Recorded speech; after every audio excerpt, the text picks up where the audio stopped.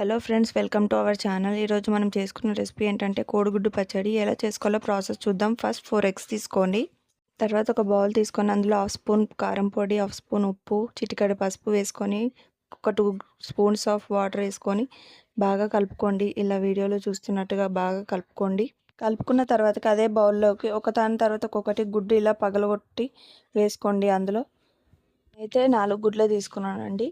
ఇలా 4 గుడ్లు వేసుకున్న తర్వాతకి ఇలా బాగా కలుపుకోండి. అంతా మిక్స్ అయ్యే వరకు కారం, ఉప్పు, పసుపు అంతా మిక్స్ అయ్యే వరకు ఇలా బాగా కొట్టండి. మొత్తం అలా కలిపిన తర్వాతకి పెట్టుకున్న గుడ్లన్నీ ఇలా బాగా మిక్స్ అయిపోవాలి చిక్కగా. తర్వాతకి స్టవ్ వెలిగించుకొని దాని మీద కుక్కరో లేకపోతే పెద్ద బౌల్ లాంటిది ఏదైనా మీకు కన్వీనియంట్గా ఉండేది పెట్టుకొని అందులో ఒక 1 గ్లాస్ వాటర్ వేసుకొని తర్వాతకి స్టాండ్ పెట్టుకున్నట్టు ఈ గుడ్డు మిశ్రమాన్ని అందులో పెట్టుకొని ఉడికించుకోవాలి. ఒక 10 మినిట్స్ ఉడికించుకోవాలి. తర్వాత మూత పెట్టి 10 మినిట్స్ వరకు వెయిట్ చేయండి.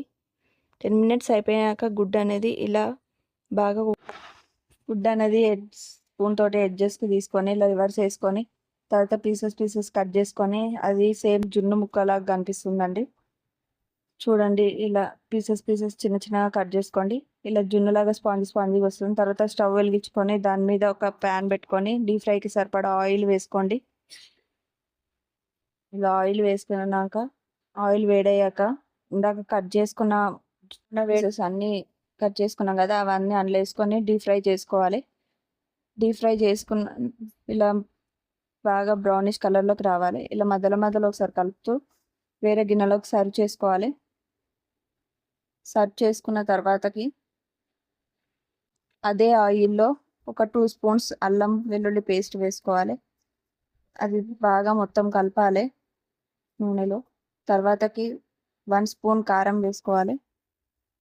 1 స్పూన్ కారం వేసుకున్న తర్వాతకి హాఫ్ స్పూన్ ఉప్పు వేసుకొని అందులో 1 స్పూన్ ధనియాల పొడి వేసుకోవాలి. అందులోకి చిటికెడు పసుపు వేసుకోవాలి.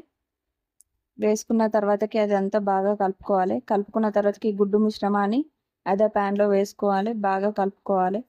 కలుపుకున్న తర్వాతకి ఒక నిమ్మకాయ హాఫ్ నిమ్మకాయ తీసుకొని ఇలా నిమ్మకాయని పిండుకొని ఆ నిమ్మకాయ రసాన్ని ఇందాక మనం కలుపుకున్న గుడ్డు పచ్చడిలోకి వేసుకొని బాగా కలుపుకోవాలి. మొత్తం నిమ్మకాయ రసం పట్టేలాగా. అంతేనండి, ఎంతో టేస్టీ అయిన గుడ్డు పచ్చడి రెడీ. వేడివేడి అన్నంలో చాలా బాగుంటుంది. Subscribe please. Thanks for watching.